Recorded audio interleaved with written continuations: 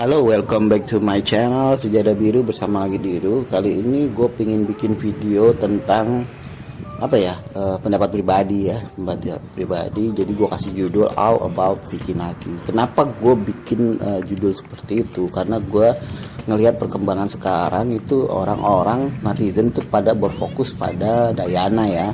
Sedangkan Vicky Naki ini tuh kelihatan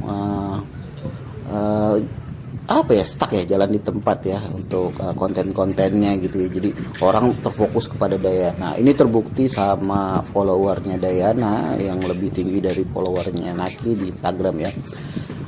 Dayana sekarang udah 2,1 juta follower, sedang Naki masih 1,7 juta follower ya. Dan itu selisih lumayan banyak ya, sekitar 400.000 follower ya. Di luar kemungkinan itu adalah follower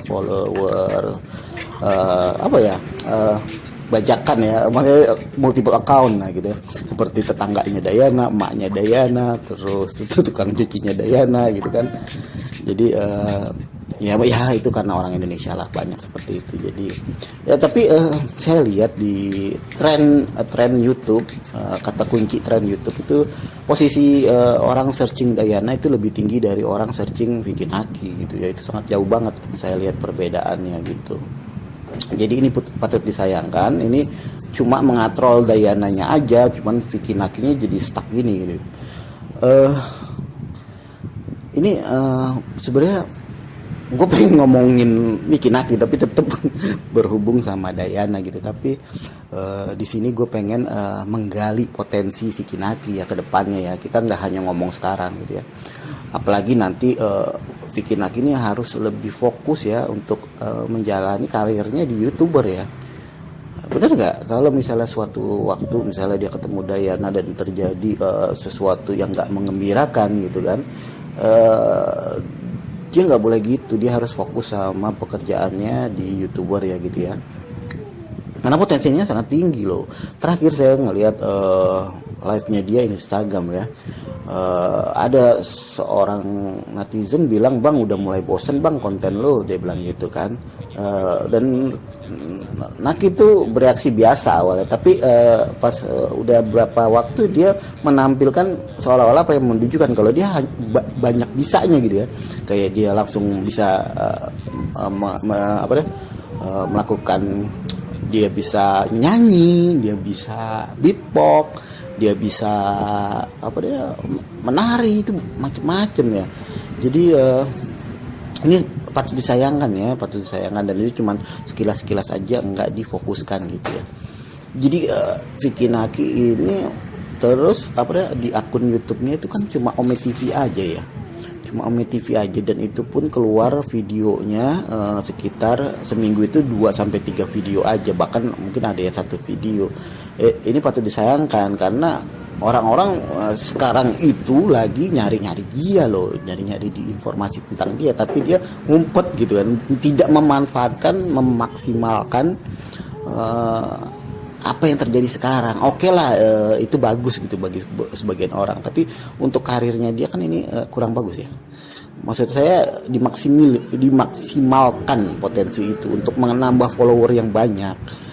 Karena tujuan kita nge-YouTube, tujuan kita Instagram itu kan mempunyai banyak follower. Untuk banyak follower ya, mencari banyak follower karena kita memang terjun di dunia orang, mengambil perhatian orang gitu ya. Itu nggak dimanfaatkan Vicky Naki dengan maksimal ya. Saya takutnya gitu ya. Tapi kan kita ini penggemar Vicky Naki ya, saya bukan penggemar setianya Dayana. Oke, karena saya gemar Dayana itu karena ada hubungannya relatif dengan Vicky Naki. Suatu saat ada sesuatu yang buruk, saya akan tetap mendukung Vicky Naki. Itu makanya saya care sama Vicky Naki gitu ya ke depannya. Kalau saya sih bilang oke lah, konten sekarang video YouTube-nya dia berfokus pada Ome TV. Saya kasih contoh seperti Bapau ya. Bapau itu punya beberapa akun ya.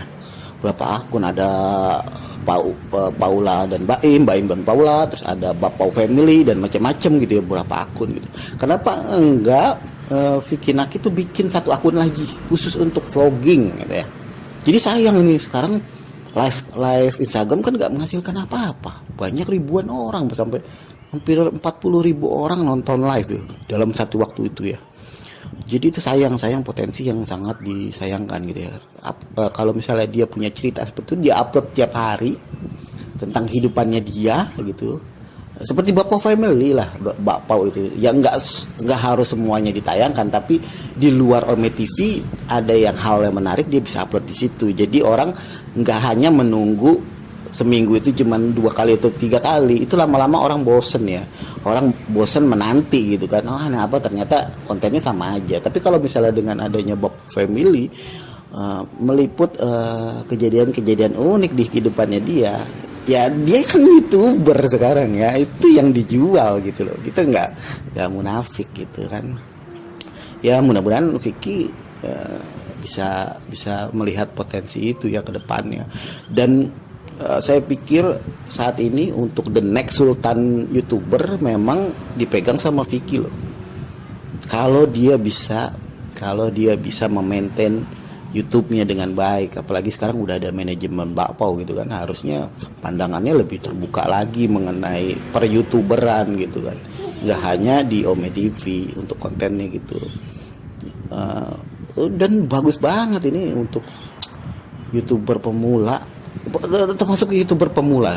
Vicky Naki ini kan nggak sampai setahun ya, dia udah bisa melesat jauh gitu kan, walaupun masih 3 juta, nggak bisa dibandingin sama artis-artis yang langsung puluhan juta follower. Dia merangkak dari bawah banget gitu ya. Dan mungkin 2 tahun ke depan apalagi sampai kisah percintaan Dayana ini sesuai dengan harapan netizen ya, ini bakal booming banget. Dan gue berharap kalau misalnya bener Dayana dan Vicky Naki mereka kolaborasi bikin vlog, karena saya lihat di YouTube-nya Dayana ini pemirsanya agak kurang ya. Untuk berapa hari itu nggak sampai 1 juta ya.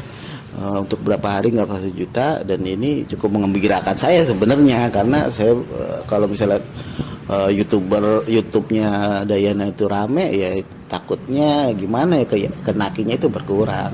Tapi kalau misalnya mereka berkolaborasi bikin akun YouTube baru seperti Bapau itu, waduh, saya yakin dia bakal ya jadi the next sultan YouTuber di Indonesia gitu, sejajar dengan Baim Paula, dengan Trans Entertainment, itu udah sejajar gitu mereka untuk masalah viewernya di Indonesia. Segitu aja sih omongannya. Gue sebenarnya ini unek-unek gue ya terhadap Vicky Naki yang kelihatan masih dia tuh ngerem terus gitu ya, kapan up langsung gitu ya. Tapi saya yakin Vicky Naki mampu dengan saran saya, ataupun dia punya plan yang lebih lanjut lagi ya. Kita dukung Vicky Naki ya, nggak hanya pada Dayana ya, jangan follow Dayana aja, nggak follow Vicky Naki. Jadi oke, segitu aja pendapat saya. Jangan lupa like, comment, and subscribe.